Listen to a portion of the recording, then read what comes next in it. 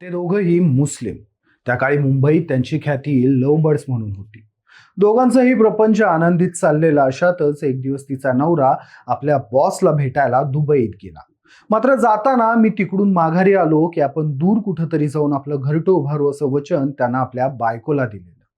तिचं नाव होतं अशरफ आणि तिच्या नवऱ्याचं महमूद. महमूद ज्या दिवशी विमानानं उतरणार होता त्या दिवशी ती सजून धजून त्याला आणायला विमानतळावर गेली, पण तो विमानतळाच्या बाहेर जिवंत आलाच नाही. तिच्या डोळ्या देखत तिच्या नवऱ्याला मारलं गेलं आणि त्यानंतर त्याचा मृतदेह घाईनं विमानतळावरून हलवला गेला. आपल्या नवऱ्याची बॉडी कुठे नेली हे देखील तिला माहित नव्हतं. जेव्हा तिला समजलं की आपल्या नवऱ्याची बॉडी कुठल्या हॉस्पिटलमध्ये आहे, ती तिथं पोहोचली तेव्हा त्या हॉस्पिटलच्या शवागारात तिचा नवरा थंडपणे पडून होता. यानंतर एखाद्या चवताळलेल्या नागिनीसारखी ती पेटून उठली आणि तिनं शपथ घेतली की मी तुझा बदला घेणार. त्यानंतर मुंबईनं तिचं ते रूप पाहिलं ज्याचं कुणी स्वप्नातही कल्पना केली नव्हती. तिनं आपल्या धर्माची ओळख असणारा बुरखा फेकून दिला, आपलं नाव बदललं आणि मुंबईची लेडी डॉन बनून थेट दाऊदच्या नाकात व्यसन घालण्याचा प्रयत्न केला. ही गोष्ट आहे अशरफच्या प्रेमाची, जी मुंबईची लेडी डॉन झालेली आणि जिनं अख्ख्या मुंबई पोलीस दलासोबतच दाऊदच्या देखील नाकी नऊ आणलं होतं. एक बुरखा घालणारी पोरगी मुंबईच्या गुन्हेगारी जगताची राणी कशी झाली आणि तिनं आपल्या प्रियकराचा बदला कसा घेतला याचीच ही गोष्ट आहे. नमस्कार, मी Hiwarkar Shashikant. Cut to cut मध्ये तुमचं स्वागत. तिचं नाव अशरफ. मेहमूदवर ती जीव ओवाळून टाकायची. मेहमूदचं खरं नाव मेहमूद खान होतं, पण त्याचे दोस्त त्याला कालिया म्हणायचे. यावरूनच त्याचं नाव पडलं मेहमूद कालिया. खरं तर मेहमूदला कुणी कालिया म्हणणं हे अशरफला आवडत नव्हतं. मेहमूद काय काम करतो हे खऱ्या अर्थानं तो जिवंत असताना त्यानं कधीच अशरफला सांगितलं नव्हतं.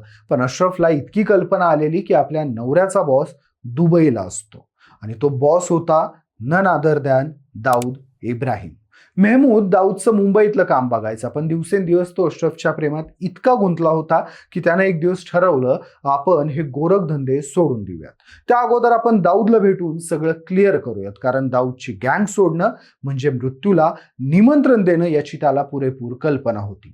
तो अशरफला म्हटला, मी शेवटचं दुबईला जाऊन येतो, त्यानंतर मी परत कधीच दुबईला तुला सोडून जाणार नाही. मेहमूद दुबईला गेला, दाऊदला भेटला. तो भेटल्या दाऊदनं त्याला एक काम सांगितलं, पण मेहमूदनं ठामपणे आपण का आलो याची कल्पना दाऊदला दिली आणि आपण ही फील्ड सोडतोय असं देखील सांगितलं.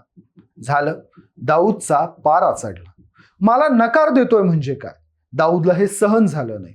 दाऊदनं लागलीच सूत्र हलवली. मुंबई पोलिसात निरोप पोहोचला आणि मेहमूद विमानतळावर उतरल्यानंतर पोलिसांकडून त्याचा एन्काउंटर झाला. यातून दाऊदनं दोन गोष्टी साध्य केल्या. एक, आपली पोहोच, आणि दुसरं, मोहम्मदला अशा पद्धतीनं संपवून दाऊदनं आपल्या कामाला नकार दिल्यानं काय परिणाम भोगायला मिळू शकतात हा मेसेज त्याच्या हस्तकांना दिला. पण या सगळ्यांपासून अनभिज्ञ असणारी अशरफ मेहमूद कालियाला विमानतळावर घेण्यासाठी गेलेली. अशरफनं डोळ्या देखत आपल्या पतीचं एन्काउंटर होताना पाहिलं. मुंबई विमानतळावरून एन्काउंटर नंतर मेहमूदचा मृतदेह पोलिसांनी तिथून तातडीनं हलवला. यानंतर अशरफनं आपल्या मेहमूदचा खूप शोध घेतला. अखेरीस तिला कुणीतरी कल्पना दिली की त्याचा मृतदेह जे हॉस्पिटलच्या शवागृहात आहे. अशरफ तिथं पोहोचली. आपल्या पतीचा मृतदेह पाहून तिनं हंबरडा फोडला. आपल्या पतीचा हात हातात घेऊन ती ढसाढसा रडत होती. मेहमूदला कब्रस्तानात अलविदा केल्यानंतर अशरफ आपल्या नातेवाईकांसोबत घरी परत असतानाच तिला अचानक रस्त्यात एक वृद्ध भेटला. त्यानं आपलं नाव उस्मान असं सांगितलं. त्यानं मेहमूद कालिया हा काय काम करायचा हे अशरफला समजावून सांगितलं. त्यासोबतच त्यानं मेहमूदची हत्या कुणाच्या इशाऱ्यानं झाली याची कल्पना देखील तिला दिली. दाऊदच्या सांगण्यावरून त्याचा एन्काउंटर झाल्याचा थेट दावा त्यानं केला. हे ऐकून अशरफ प्रचंड संतापली. दाऊदचा सूड घ्यायची शपथ तिनं घेतली. तिनं ठरवलं, मी दाऊदला धडा शिकवणार. उस्माननं या सगळ्यांसोबत अशरफला एक सल्ला देखील दिला. या कामात तुला हुसेन उस्तरा मदत करू शकेल. त्यानुसार अशरफ हुसेन उस्तराच्या शोधात निघाली. ती उस्तराला भेटली देखील. तिनं आपल्यासोबत घडलेली सगळी कथा हुसेन उस्तराला सांगितली. आपल्याला दाऊदचा बदला घ्यायचा हे देखील तिनं थेटपणे सांगितलं. एक पोरगी थेट दाऊदला भिडायची भाषा करते हे ऐकून हुसेन अगोदर हसायला लागला, कारण अशरफला दाऊदच्या ताकदीची कल्पना नव्हती. पण अशरफनं भावनिक होऊन हुसेनला साथ घातली. त्यानंतर हुसेन तिला मदत करायला तयार झाला. खरं तर हुसेन उस्तरा आणि दाऊद यांच्यातही 36चा आकडा होता. हुसेनची देखील टोळी होती जी दाऊदच्या विरोधात काम करायची. आता दाऊदच्या विरोधात त्या काळी काम करायची म्हणजे काय, ते याचं साधं उत्तर आहे.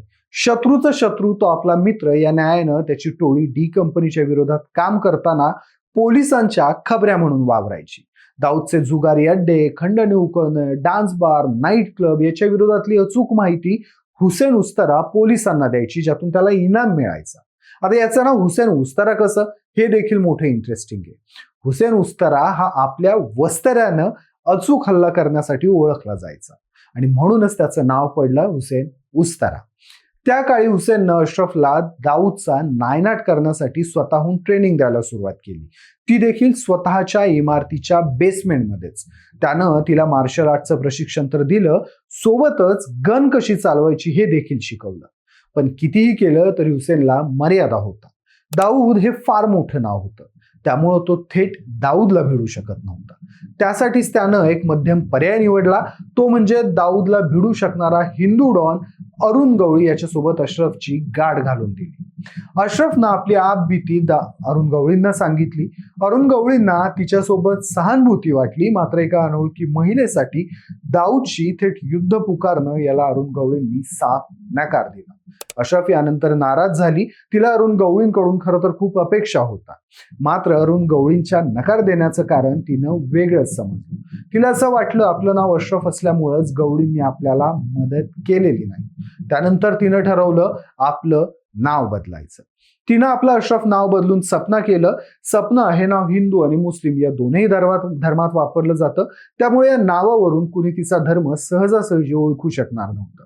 सपना नाव स्वीकारल्यानंतर अशरफमध्ये मोठा बदल झाला.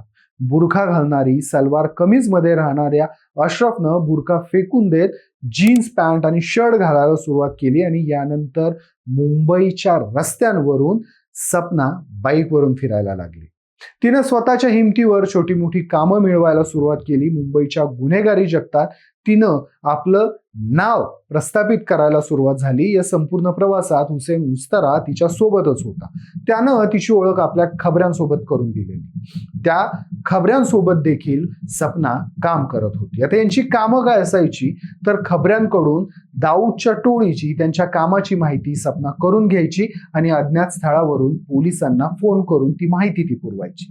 कालांतरानं सपना उस्तारासोबत नेपाळमध्ये गेली. आता नेपाळमध्ये ती फिरायला गेली नव्हती, तर तिनं प्रॉपर नियोजन केलं होतं. नेपाळमध्ये जाऊन तिनं दाऊदची शस्त्र आणि इतर तस्करीचं सामान अक्षरशः लुटलं होतं.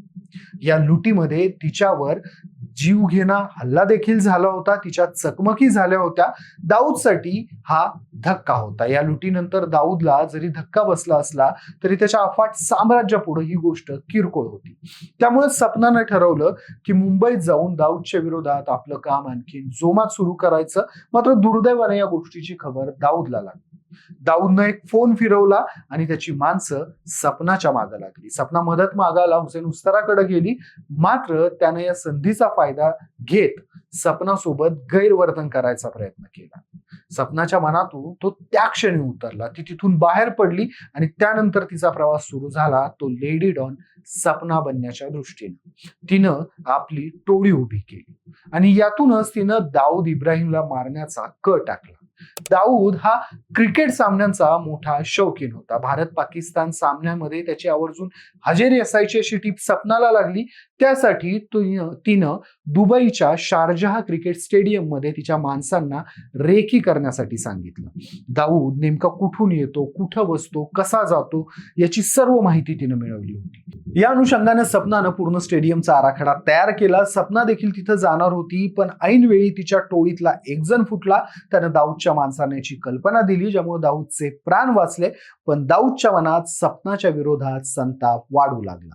यातूनच छोटा शकीलनं सपनाला संपवायचा विडा उचलला. 1994 मध्ये सपना डोंगरी भागात शिफ्ट झाली. ती तिथं राहायला लागली होती. या कालावधीतच ती एकदा आजारी होती, त्यामुळे ती आपल्या घरातच झोपलेली. सपना घरात एकटीच आहे ही माहिती छोटा शकीलला मिळाली आणि त्यानं तातडीनं सूत्र हलवली आणि अवघ्या काही वेळात सपना राहत असलेल्या हुजूर मोहल्ल्यात एक व्हॅन आली. या व्हॅन मधून गन घेतलेली, चाकू असलेली माणसं खाली उतरली आणि थेट सपनाच्या घरात घुसली. सपना आजारी असल्यामुळं गाढ झोपी गेलेली. सपनाला ती अजिबात सुगावा लागला नाही की अक्षरशः यमदूत आपल्या दारात आल्यात.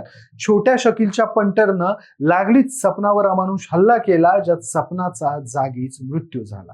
आपल्या नवऱ्याच्या हत्येचा बदला घेण्यासाठी त्याच्यावरच्या प्रेमापोटी ती अशरफची सपना झालेली. तिनं थेट दाऊदला धक्का दिलेला. भले त्याची तीव्रता कमी असेल, पण तिनं दाऊदला नडायचं धाडस दाखवलेलं. या कालावधीत असंही म्हटलं जातं की हुसेन उस्तरानं तिच्यासोबत गैरवर्तन केल्यानंतर जेव्हा ती त्याच्यापासून बाजूला झाली, त्यानंतर ती एका पोलीस अधिकाऱ्याच्या संपर्कात आली. तिनं त्याच्यासोबत लग्नही केलं, मात्र ते लग्न देखील अल्पायुषी ठरलेलं. एकंदरीतच या प्रेमाच्या बाबतीत अशरफ किंवा सपना ही कमनशिबी ठरली असं म्हणावं लागेल.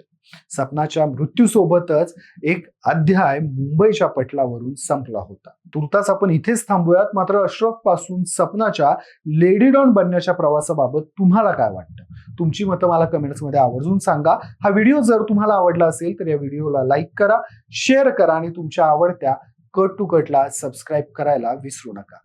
धन्यवाद.